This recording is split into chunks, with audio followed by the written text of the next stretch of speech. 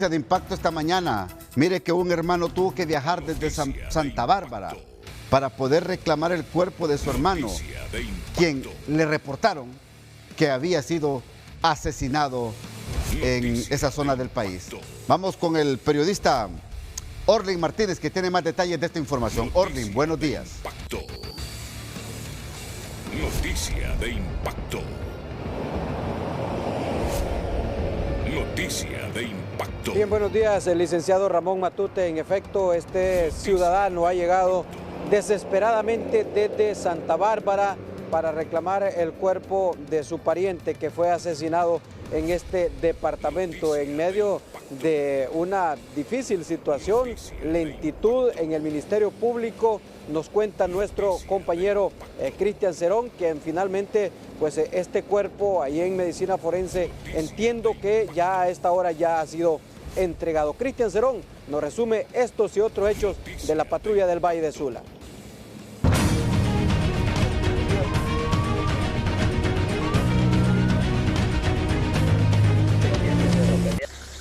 Buenos días. Largo y desolador viaje le esperaba a un ciudadano procedente del departamento de Santa Bárbara, quien vino a San Pedro Sula no por asuntos laborales, sino para reclamar el cuerpo sin vida de su hermano identificado como Elvin Adonai Ramírez Escobar, de 18 años, quien fue brutalmente asesinado.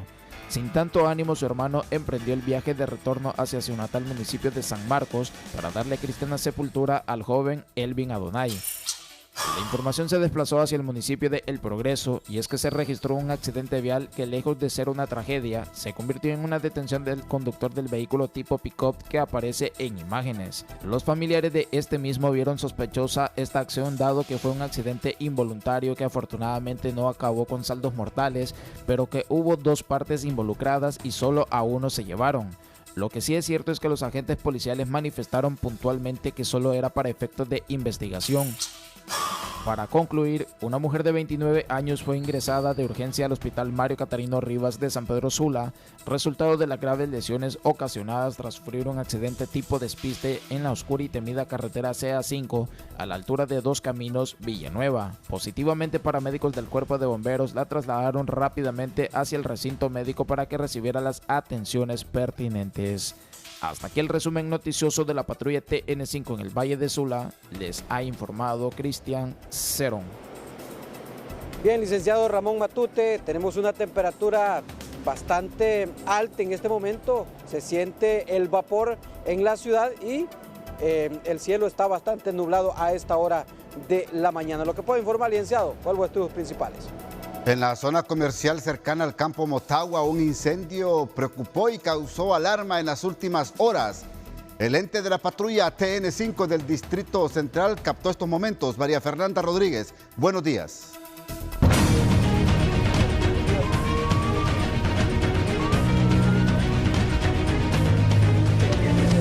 Muy buenos días, Ramón. En efecto, así como usted lo conoce, un incendio muy cerca de los mercados capitalinos, además de la captura de un menor de edad también que se dio en las últimas horas, presunto miembro de la Mara MS-13, y otros detalles que han suscitado aquí en el Distrito Central, se los presentamos a continuación.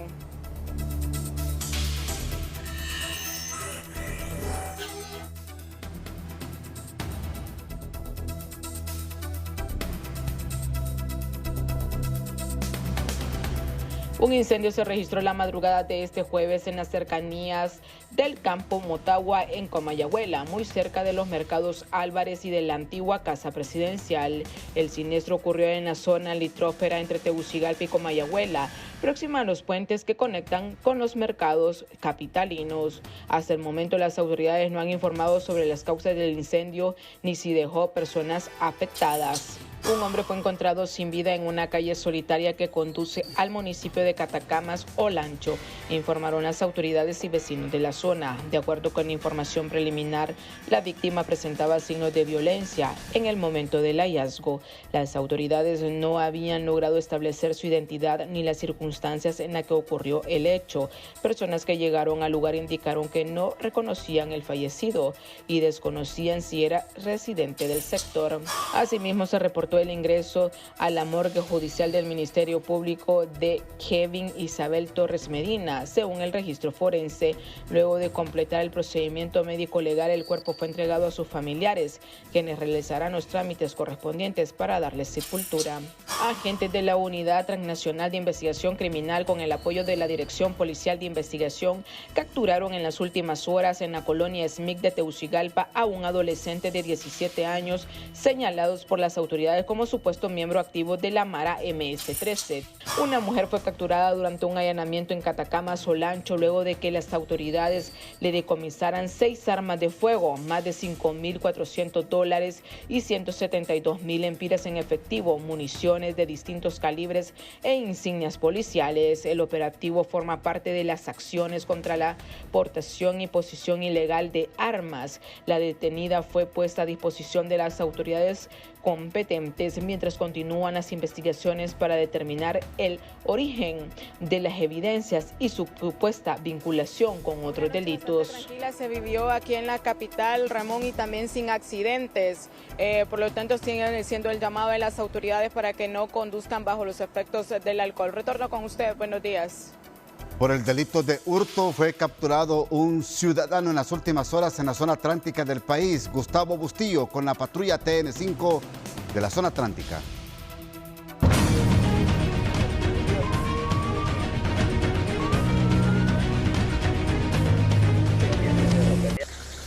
Iniciamos la patrulla TN5 en la Ceiba Atlántida.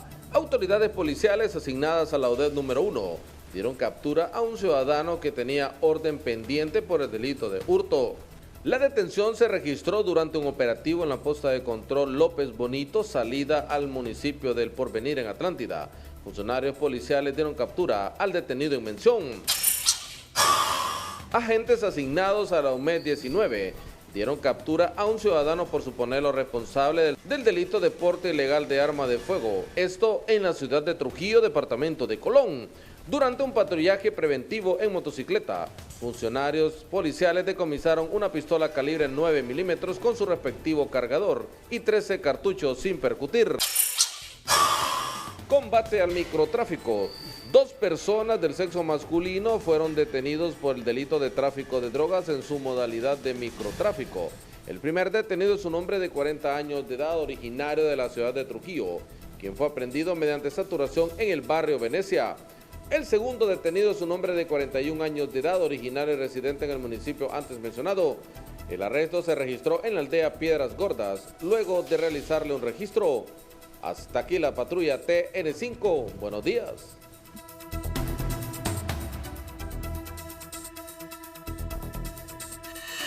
Bueno, el experto César Quintanilla nos cuenta a esta hora de la mañana que se fortalece en el Océano Pacífico el huracán Fausto. Lo que usted mira en pantalla, el huracán Fausto se fortalece en el Océano Pacífico, pero también nos informa César Quintanilla que en Honduras las temperaturas se mantendrán elevadas para este día jueves.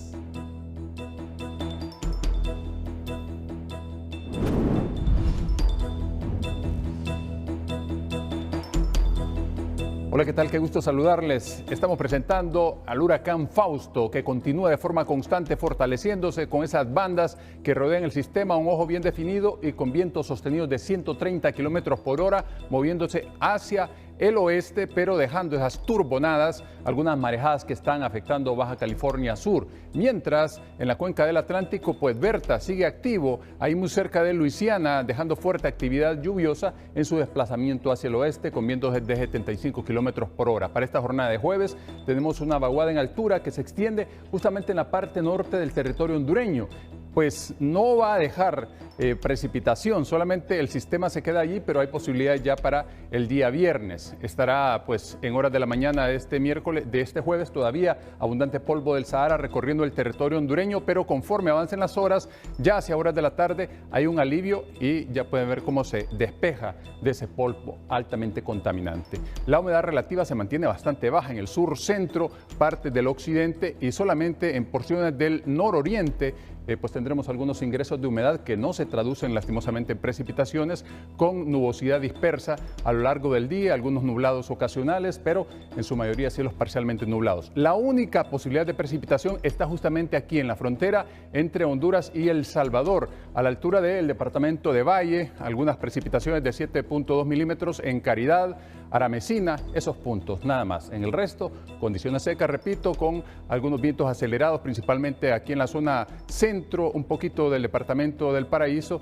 y el norte de Choluteca. Nada más, el oleaje 1.6 metros, normal en el litoral Caribe, a la salida del Golfo de Fonseca un poquito más elevado de 2 metros, mientras las temperaturas van desde 38 en la zona sur a 31 aquí en el centro, 33 y 31 en la parte oriental, lo mismo se extiende en la costa norte, 34 en el noroccidente. A tomar en cuenta este pronóstico y cuidarse mucho, siempre le queremos como televidente y no como noticia. Que la pasen bien.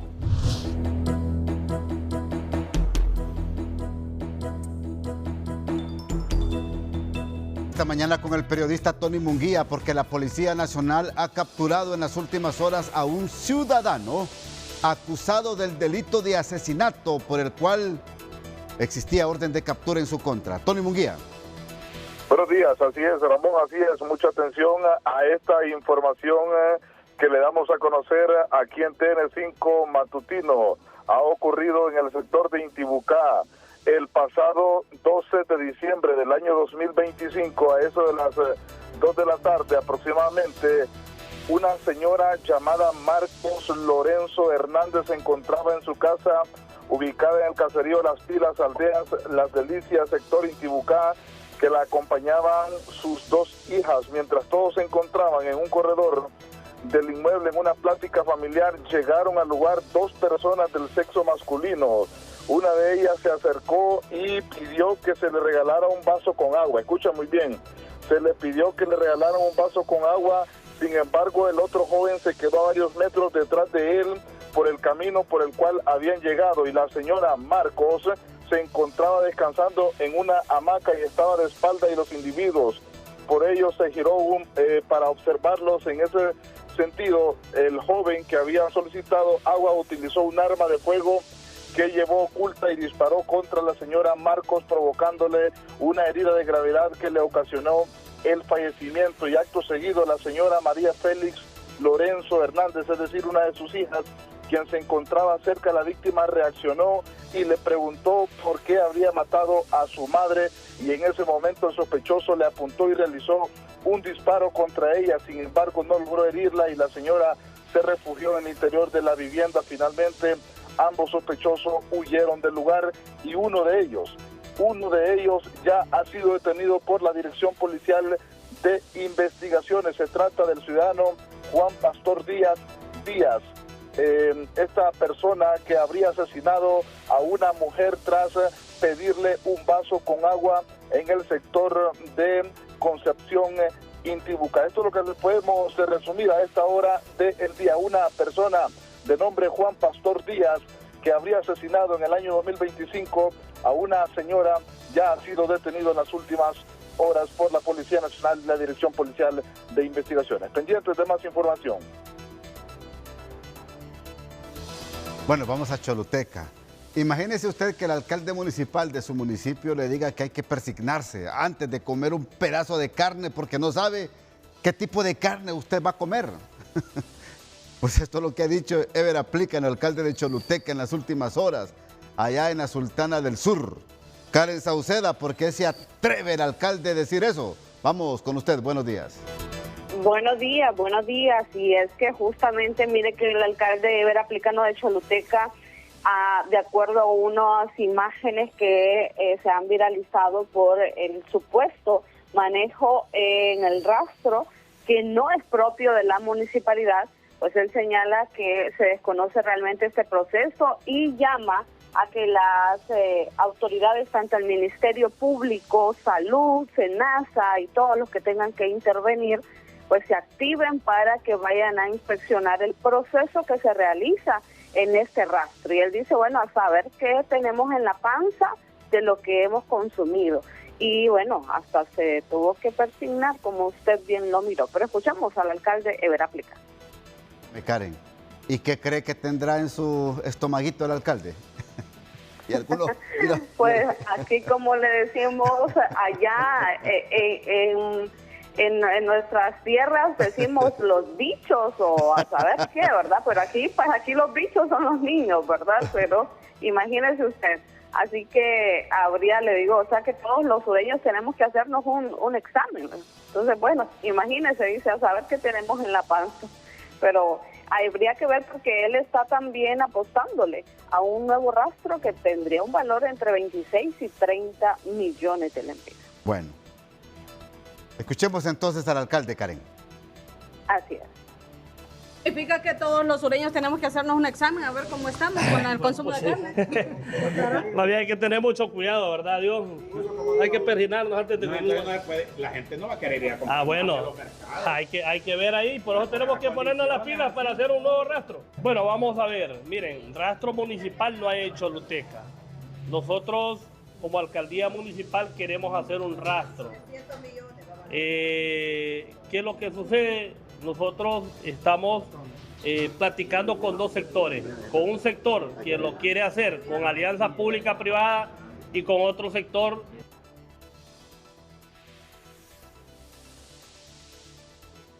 Con esto también podemos mencionar que señalan que se hará o que puede darse una inspección en el rastro para saber el manejo exacto que se realiza. Y bueno, estamos esperando esa convocatoria por parte de quienes manejan el rastro, donde se le da el proceso a las reses y también a los cerdos. Entonces esperamos como medios de comunicación también el proceso de reses, porque adjudican que no es de esta manera, y cuando se ve que arrastran a unos ganados ahí, es justamente por el metal, es que dicen que es cuando lo llevan las personas justamente al rastro, en este caso municipal, y decimos nosotros porque es el único que se mantiene, pero ellos aseguran que es otro proceso el que se ejecuta, y bueno, esperamos el llamado de las autoridades que nos autoricen, ¿verdad?, el ingreso, y de esa manera conocer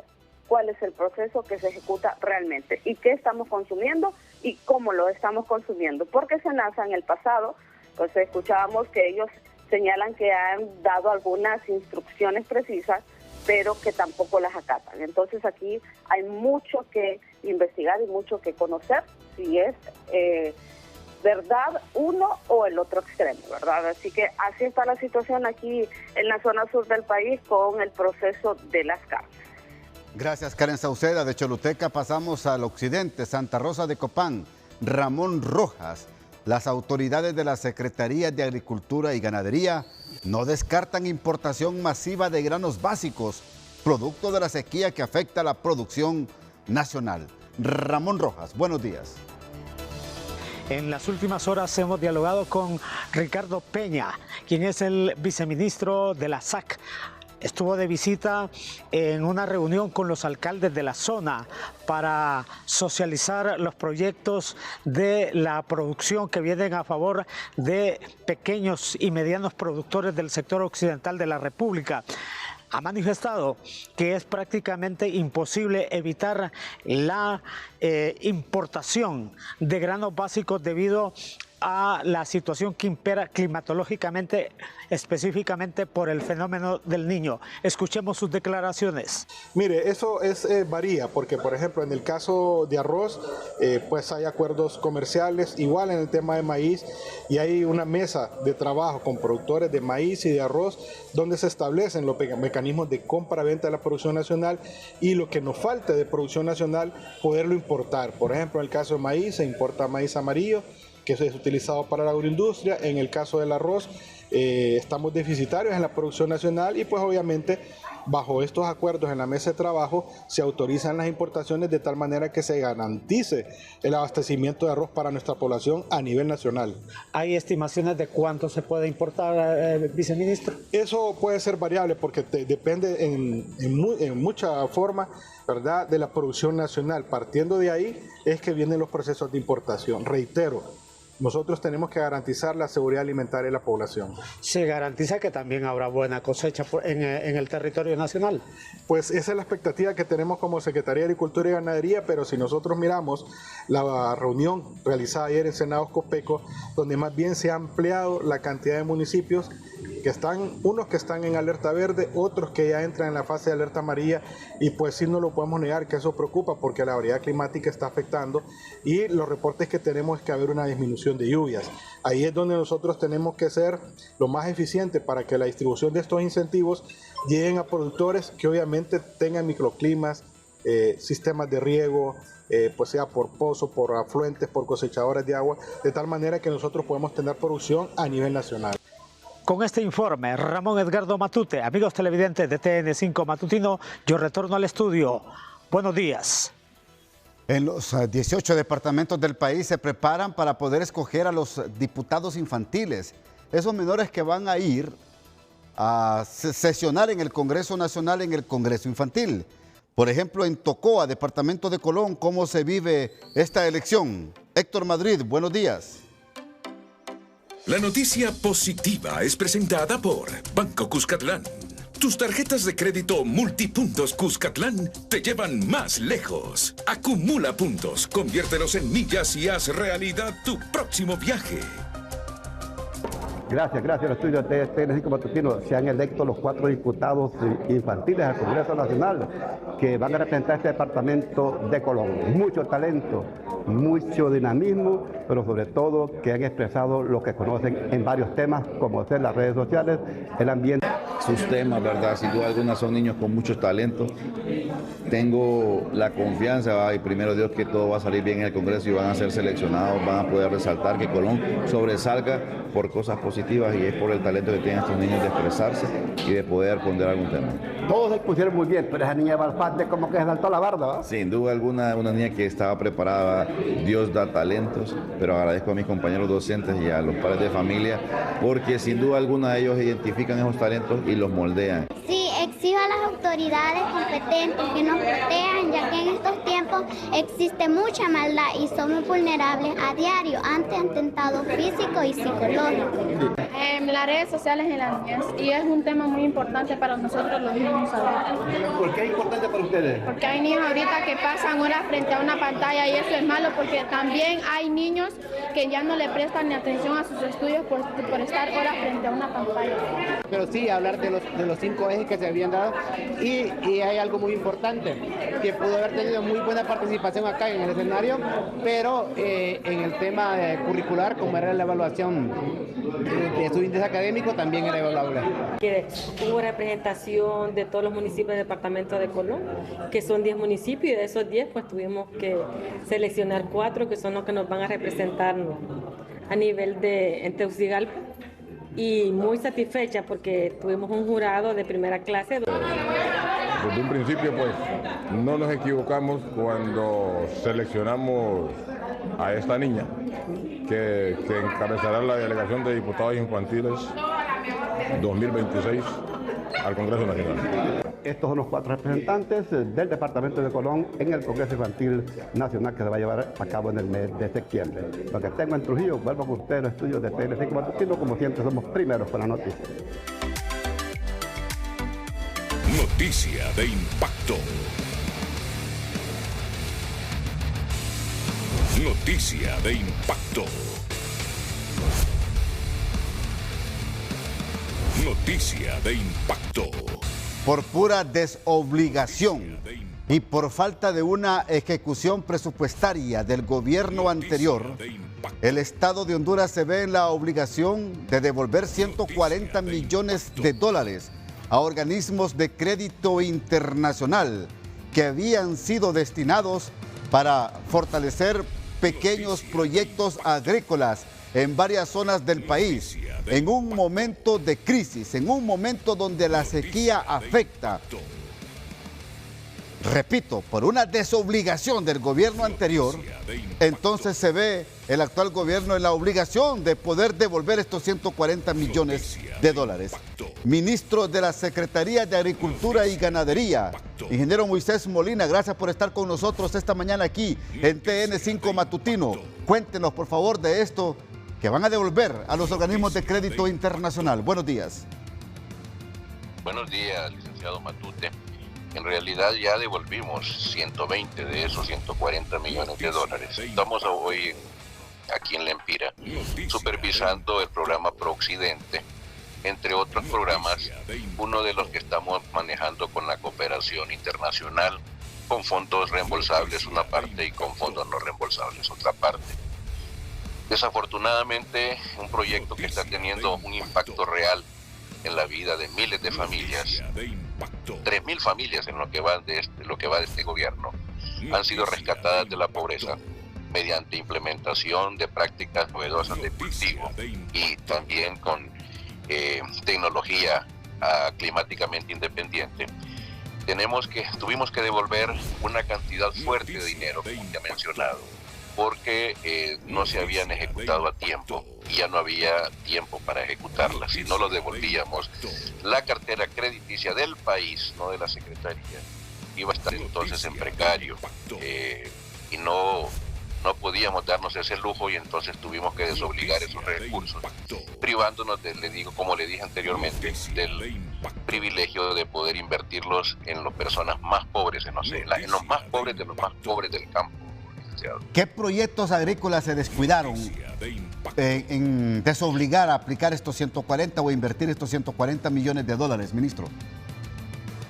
Por lo menos otras 5.000 familias hubieran sido favorecidas con esto, o más, quizás unas 8.000 familias, dotándoles de sistemas de riego, dotándoles de reservorio, dotándoles de casa malla, de tecnología climáticamente inteligente, bombas solares, rotocultivadores y una cantidad de cosas, aparte de que están ligados al mercado, de que están ligados al financiamiento, de que están ligados a asistencia técnica, de que tienen una organización de grupo que es impresionante, el empoderamiento que tienen. Ese es un proyecto, estos son proyectos que deberíamos multiplicar por 1000 para salir de la pobreza de toda nuestra gente en el área rural y dejar de importar alimentos. ¿Y qué argumentó el gobierno anterior para poder no aplicar y ejecutar estos recursos? ¿Qué contempló, qué encontró usted de argumento en esta Secretaría de Estado? Fíjese, licenciado, que yo no quisiera deslumbrar, yo no quisiera conjeturar. Sí. Yo solo le cuento los hechos ante su pregunta. Los hechos son que encontramos que había 140 millones de dólares de diferentes proyectos que no se habían ejecutado a tiempo y que ya no había tiempo para ejecutar. Y, por ejemplo, teníamos 70% del tiempo agotado y 3% de ejecución en campo, cosas como esas, ¿verdad? Entonces, no puedo decirle más que los hechos, porque no me gusta conjeturar, licenciado. Ahora, mire qué terrible. Estamos viendo que el sector agrícola está siendo afectado en estos momentos por la sequía. Óigame, 140 millones de dólares. ¿Por qué no invertirlos en reservorios de agua? ¿Por qué no invertirlos en proyectos de riego o fortalecer ya los proyectos de riegos establecidos en el país? Son 500.000 hectáreas las que hay que irrigar en Honduras en la producción agrícola nacional, ministro. Es totalmente cierto, licenciado. Son 500.000 hectáreas más o menos las que existen en los valles de Honduras que son irrigables porque hay fuentes de agua. Y esa irrigación demanda de cientos de miles de millones de dólares, 16.000 millones de dólares más o menos.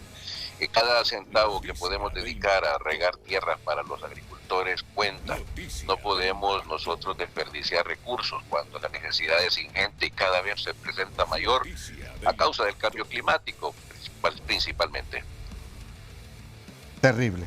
Ahora, ministro, estamos hablando que por esta emergencia de la sequía, no van a ser 75 los municipios afectados en crisis por sequía, sino que pueden superar los 100 municipios en el país. Es correcto, licenciado, los pronósticos se van haciendo más pesimistas. Podríamos llegar a 130, 130 y pico de municipios afectados por la sequía. Y la parte peor de la sequía estamos apenas por verla. No la hemos visto todavía. Ojalá Dios cambiara la realidad y el pronóstico no se cumple. Pero hasta este momento lo que vemos no nos halaga. Ministro, ¿van a ver o se van a ver obligados a importar, a comprar granos básicos fuera de las fronteras del país? Mire, licenciado, toda la vida se ha importado granos, nunca hemos producido lo necesario. Mire que en arroz de 6 millones de quintales que consume el pueblo hondureño apenas produjimos menos de medio millón de quintales el año pasado. Estamos trabajando para revertir eso, pero mientras tanto hay que importar. Si no importamos, el pueblo hondureño no va a tener arroz en su mesa, no va a tener maíz, tortillas, harina en su mesa. Hay que importarlo. Hay algunas cosas que se pueden revertir y otras no, licenciado. Ahora, son realidades que debemos asumir. Pero ¿cuánto es la proyección de importación de granos básicos que tiene el gobierno? Mire, en el caso de arroz van a ser como 5,5 millones de quintales para poder suplir la demanda nacional. En el caso de frijol estamos corriendo contra el tiempo porque se había desconfigurado totalmente la producción de semilla en Honduras. Sí. No había producción de semilla. De hecho, todavía en 6 meses no lo hemos podido revertir, pero estamos trabajando para hacerlo. Y el próximo año vamos a tener semilla suficiente para los 3,5 millones de quintales al pueblo hondureño. Este año yo asumo que vamos a tener que importar alrededor de 1 millón de quintales si el invierno no se porta de la manera que debería para producir. Y en el caso de maíz, licenciado, el pronóstico de cosecha no es bueno. No vamos a pasar nunca de 1.200.000 quintales de maíz. Y nosotros consumimos alrededor de 21 millones de quintales en el año. Dios mío. De eso, la inmensa mayoría es maíz amarillo que va para alimento balanceado. Entonces, la situación del campo es compleja, muy complicada. Es muy complicada. Hay competencia externa subsidiada. El maíz que llega a Honduras procedente de otros mercados cuesta la mitad o menos de lo que nosotros nos cuesta producir un quintal de maíz. Entonces no es una situación sencilla. En arroz hemos logrado acuerdos que nos van a permitir mejorar la producción y también en frijol. Maíz es más complejo. Mire qué complicado esto. 5,5 millones de quintales de arroz se van a importar. 1 millón de quintales de frijol se van a importar. Honduras necesita más de 20 millones de quintales de maíz y solo va a producir 1,2 millones. Es decir, que vamos a importar casi 18 millones de quintales, ministro. Esa es la realidad del campo hondureño, licenciado. Terrible Así es. Así es. No, yo veo los números y me da escalofrío. Veo una complejidad tremenda para la dieta alimenticia de los hondureños. Aquí nos encanta comer a todos tortilla, arroz, frijol. Esa es la dieta que tenemos los hondureños, ministro. Y este año las cosas se han complicado más por el tema climático, pero también por el tema del encarecimiento de los insumos. Los productores han tenido que enfrentar costos mucho mayores que los años normales. Esto, licenciado, es producto de una economía internacional que estamos sujetos a ella por los tratados de libre comercio, que permiten importar granos libre de arancel. Pero no todo es malo con los tratados de libre comercio. O sea, uno tiene que ser bastante ecuánime cuando ve estas cosas. Si no fuera por los tratados de libre comercio no podríamos exportar café, no podríamos exportar banano, no podríamos exportar camarón ni nada. Usted me decía también que lo terrible de todo esto es que la sequía se puede prolongar hasta el 2027. Es probable, no deseable, pero probable que llegue a enero, febrero, aún se teme que pueda llegar hasta mayo del 2027. Bueno, qué terrible. Ministro, por favor, ayúdeme en un minuto. Las acciones que va a tomar la SAC, Copeco y creo que la MON también, porque los ha citado el Congreso Nacional, las acciones que van a tomar concretamente, resúmamelo en un minuto, por favor, para atender a estas familias de estos más de 120 municipios afectados por sequía. Hay dos tipos de acciones, licenciado, las acciones humanitarias y las acciones de producción. Las acciones humanitarias que fueron instruidas por el presidente tienen que ver con asistir con alimentos a aquellas familias del corredor seco y de las zonas afectadas por el clima para que no pasen hambre. Las acciones de producción hay de corto y de mediano plazo. Las de corto plazo tienen que ver con generar información para que los productores eviten invertir en las zonas de mal pronóstico de clima. Las de mediano plazo ya estamos trabajando en ellas, tienen que ver con riego, con cosechas de agua y con infraestructura que permita captar el agua para poder utilizarla en la época de escasez. Gracias, ministro Moisés Molina, secretario de la SAC. Muy amable por atendernos aquí en TN5 Matutino esta mañana. A sus órdenes, Elías. Gracias, ministro. ¿Cómo reaccionan los productores? ¿Cómo reacciona el sector campesino a esta hora de la mañana sobre estos anuncios? Vamos con usted, María Fernanda Rodríguez. Buenos días. Buenos días, ya nos acompaña el productor y también pues parte de estos miembros, Darwin Calix. ¿Cómo reaccionan ustedes a lo que ha dicho el ministro? Buenos días. Buenos días, realmente lamentable sinceramente la situación. Lo que acaba de manifestar el señor ministro de Agricultura, que ya devolvieron 120 millones de dólares, no de lempiras, de dólares, producto a que la administración anterior, no podemos nombrarle otra cosa más que no tuvo la capacidad de administrar estos 140 millones en su totalidad de lempiras, de dólares en la administración anterior. Lamentable, indignante al mismo tiempo, porque seguimos cosechando lo que la administración ha venido sembrando hasta este momento. Y como representantes del sector campesino organizado, lamentamos y nos enfurece realmente que pasen estas situaciones, porque sin lugar a duda aquí se dejó de apoyar más de 6.000 familias que bien pudieron ser apoyados con sistemas de riego, con sistemas de reservorios de agua, con asistencia técnica, etcétera, etcétera. Lamentable la situación. ¿Tenían conocimiento ustedes de que este dinero no fue utilizado y que fue regresado? Bueno, la administración anterior prácticamente cerró las puertas a gran parte del sector productivo de este país, lamentablemente. Ellos manejaron sus cosas a su antojo, hicieron lo que quisieron en este país y hoy, por eso manifiesto y lo dejo claro y lo digo de manera contundente, estamos cosechando las desgracias que el gobierno anterior sembró, ahora las estamos cosechando. ¿Cómo es posible en un país tercermundista, maicero, frijolero, realmente con grandes necesidades, que se tengan que devolver alrededor de 140 millones de lempiras porque el gobierno anterior no tuvo la capacidad de administrar estos fondos? ¿Cuántos son los afectados de ustedes, de los productores? Bueno, tenemos infinidad y más preocupante la situación, donde hablamos de toda la cordillera del corredor seco, que significa solo familias de subsistencia, que significan familias de escasos recursos económicos. Aquí realmente pedimos, ya escuchamos realmente que el CAF ya le hizo un préstamo, no es regalado, le hizo un préstamo a Honduras para exclusividad en el tema de vivienda. Pedimos que realmente esta administración de Tito Alfura realmente se enfoque en cero corrupción,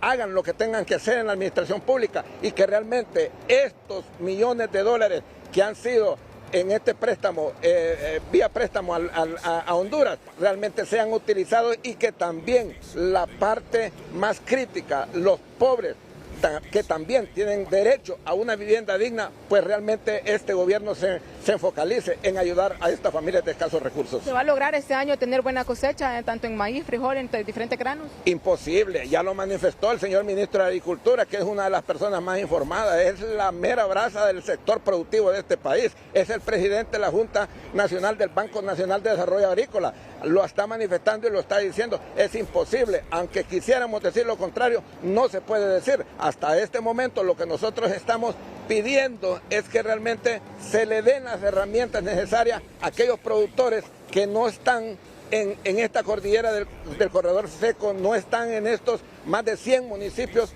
que están realmente en crisis alimentaria, podríamos decir en este momento, y que realmente se enfocalicen en los departamentos que vamos a tener lluvias normales y que obviamente vamos a tener que hacerle frente a la producción nacional, pero ahí pedimos realmente y aprovechar, y el señor ministro sé que me está escuchando en este momento, haga lo que tenga que hacer, señor ministro, ese decreto todavía no ha sido sancionado por el presidente de la República, no ha sido publicado en el Diario Oficial de Gaceta y le pedimos con todo respeto que haga lo suyo, ministro. Usted no necesita estar en un listado para entrar a Casa de Gobierno, usted no necesita solicitar audiencia para ir a Casa de Gobierno, vaya, averigüe de ese decreto y por favor, le pedimos con todo respeto, ministro, haga lo que tenga que hacer y que ese decreto se publique lo más pronto posible, porque si ese decreto no se publica en el Diario Oficial de la Gaceta, no es ley, señor ministro, y no podemos echar mano nosotros, los productores, para solucionar nuestros problemas. Bueno, muchísimas gracias a don Darwin Calix. Retorno con usted, Ramón, a este estudio. Buenos días. Gracias, María Fernanda. Vamos con más reacciones, porque el sector ganadero también tiene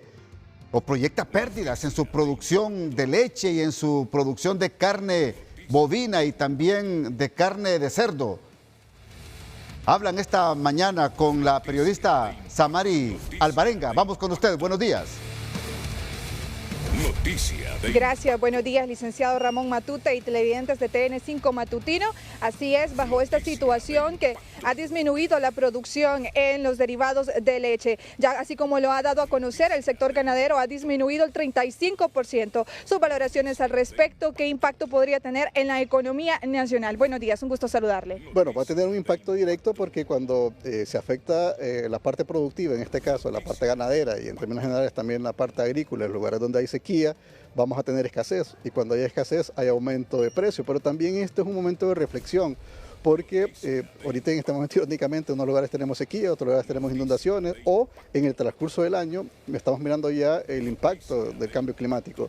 Una parte del año tenemos alta concentración de lluvias que se generan inundaciones, y otra parte del año tenemos nosotros sequía. Entonces esto lo refleja y lo llama la atención de que tiene que haber un grado de más coordinación entre el gobierno, las instituciones del gobierno, entre el sector productivo y también academia, igualmente para aportar conocimiento. ¿Por qué? Para reorientar las políticas públicas o la inversión pública que deriven proyectos que puedan acompañar la parte productiva, porque uno de los retos que tenemos también es mejorar en la parte productiva, y ya miramos que aparte a veces de la tecnología o la falta de recursos, también un problema que vamos a tener que superar es el tema también del cambio climático, y eso implica ir coordinando con los sectores, con los productores locales, de ver cuáles son las necesidades y en esa misma medida generar o poder construir proyectos de infraestructura que puedan crear mejores condiciones para que podamos enfrentar la temporada cuando tenemos grandes concentraciones de lluvia o tenemos inundaciones, y la temporada cuando tenemos sequía y va a haber falta de agua, porque el impacto directo que vamos a tener ahorita es que se va a bajar la producción. Estamos hablando de entre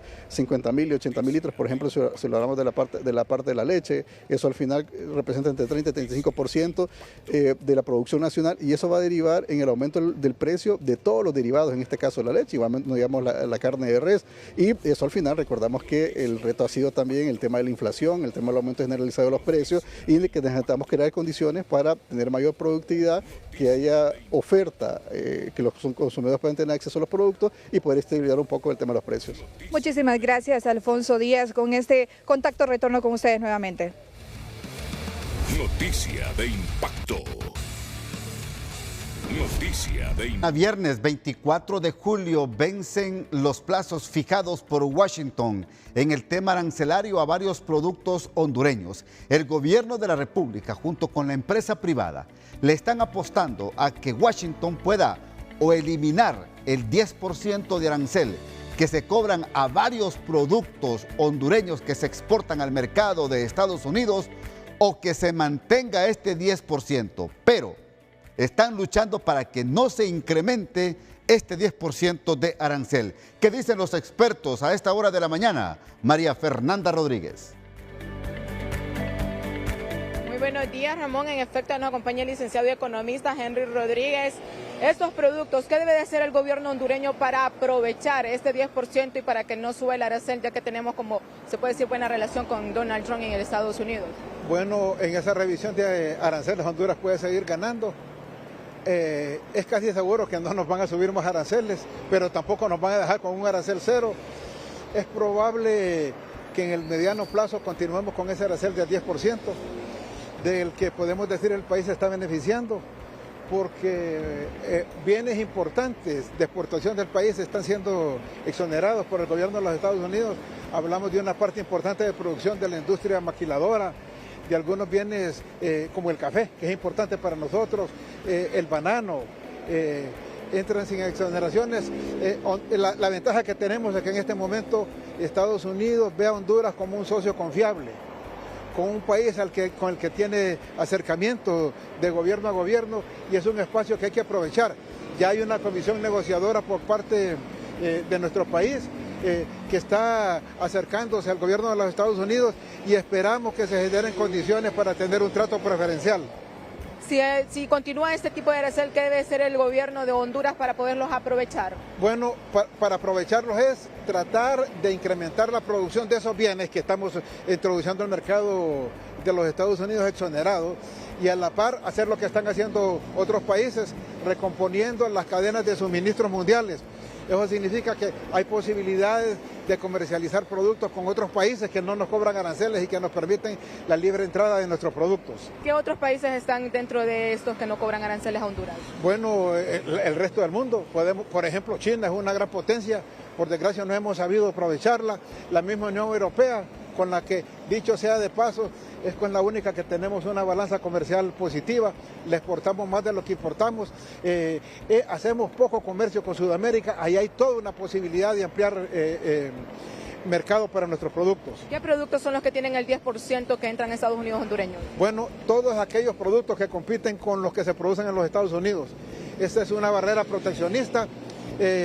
Y los Estados Unidos lo que está haciendo es impidiendo, o no impidiendo, sino poniéndole trabas a la introducción de aquellos productos que van a competir con la industria estadounidense. Estados Unidos busca aumentar ese porcentaje un 1.5% o 1%. ¿Qué se puede manejar o cómo podría aumentar? ¿En qué sentido? En el arancel de que si llegara a aumentar. Bueno, ahora van a hacer una revisión. Es casi seguro que a Honduras no le van a cambiar los aranceles. Lo ideal es que tuviéramos arancel cero. Eso no es imposible de lograr, pero tendrá que venir después de negociaciones. Tampoco creemos que nos van a incrementar ese arancel. Es casi seguro que en el corto plazo vamos a seguir tal y como estamos. Si Honduras llegara a generar un poco de desconfianza, ¿el gobierno norteamericano podría aumentar ese arancel? Claro, ese trato que nos da el gobierno de los Estados Unidos no es gratis. Se debe a la confianza que tienen nosotros y lo que nosotros podamos aportarle a ese país a cambio. Recuerde que estos tratados son muy amplios, que no solo abarcan la parte económica, sino hasta la parte geopolítica. Y los Estados Unidos tienen un antagonismo bien marcado con China, y en la medida que nuestro país se vaya desmarcando de esa alianza con China, de ese acercamiento con China, vamos a ir siendo más confiables para los norteamericanos. ¿Está el gobierno hondureño generando este tipo de confianza para Estados Unidos? En este momento sí, hay un acercamiento muy bueno. Creemos que vamos por buen camino y que se le puede sacar provecho a estas negociaciones. Bueno, muchísimas gracias al licenciado y economista Henry Rodríguez. Retorno con usted, Ramón, buenos días. Bueno, mire,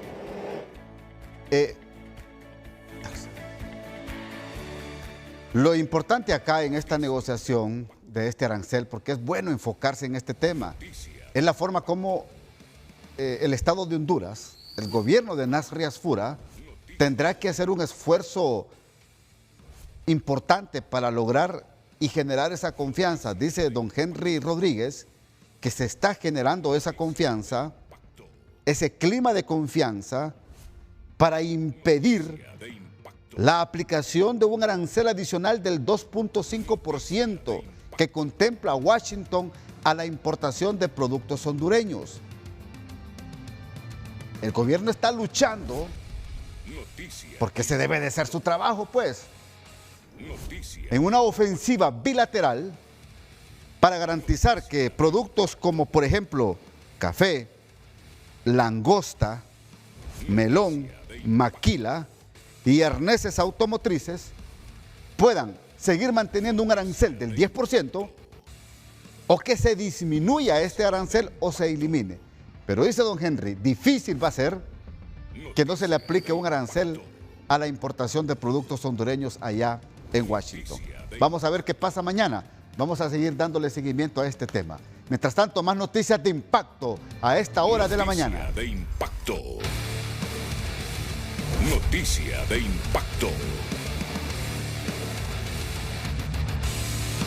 Noticia de impacto. Vamos con Orly Martínez a la capital industrial del país, San Pedro Sula, porque en el Catarino Rivas no se está recibiendo a todos los pacientes referidos desde el Progreso y pacientes se están muriendo. Mire qué terrible esta noticia. Cuéntenos, Orly Martínez. De impacto. Noticia de impacto. Bien, buenos días, licenciado Ramón Matute. Estamos en el municipio del Progreso, específicamente en el Hospital General, donde me acompaña el doctor Roberto Castellán. Una fuerte denuncia, doctor, porque desde el 2023 está ocurriendo esto. Ese oficio se remitió, luego se revertió, pero solo quedó en papel. Díganos, doctor, ¿se están muriendo los pacientes? Bueno, en efecto, tenemos que denunciar esta situación. Es una situación bastante delicada de tipo administrativo, pero que tiene connotaciones de tipo criminoso en cuanto porque limita el acceso que tiene el pueblo hondureño. Estamos hablando concretamente de la población que acude al Hospital del Progreso en el área de emergencia de diferentes tipos. Por ejemplo, el área más crítica es el área de cirugía, el área de recién nacidos, en el cual por una disposición de tipo administrativa emitida en el año 2023, que fue revertida, ¿verdad?, en el cual se condicionaba la referencia de pacientes en estado crítico a nuestro hospital de referencia, que es el Hospital Mario Rivas, a la disponibilidad de cupo que tuviera los servicios del Mario Catarino Rivas. Y en función de esta disposición se nos limita la referencia de pacientes en estado crítico. Estamos hablando en caso de pediatría, de recién nacidos en falla ventilatoria, que nacen por situación fortuita en todos los hospitales, ¿verdad?, que en algún momento se requiere el apoyo de una unidad de cuidados intensivos con apoyo ventilatorio, pero que nos han obligado a hacer una llamada a un número de teléfono donde un personal del Hospital Mario Rivas, que está de guardia y que rota, de repente nos dice que el traslado no procede, ¿verdad?, o que lo presentemos en 24 horas, y así a las 24 horas que lo presentemos a las otras 24 horas, y nosotros tenemos acá una situación de un paciente crítico deteriorándose que necesita ser atendido en una unidad de tercer nivel. Las referencias en un sistema de salud nunca deben de ser consultadas.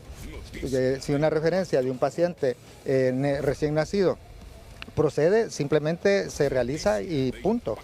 Como una medida de apoyo y coordinación entre sistemas podemos comunicarnos, ¿verdad?, para informar al personal que lo va a recibir la condición del paciente que estamos enviando, pero en ningún momento debe ser para que nos diga... ¿Se han muerto, doctores? Se han muerto. Hemos tenido ahorita solo en el mes de julio 8 referencias, 3 han sido enviadas y han sido recibidas, pero el resto de las otras referencias, 5 no han sido recibidas, y en la sala de recién nacidos tenemos 4 muertes en el mes de julio debidas a esta medida, amparadas en este tipo de resolución administrativa.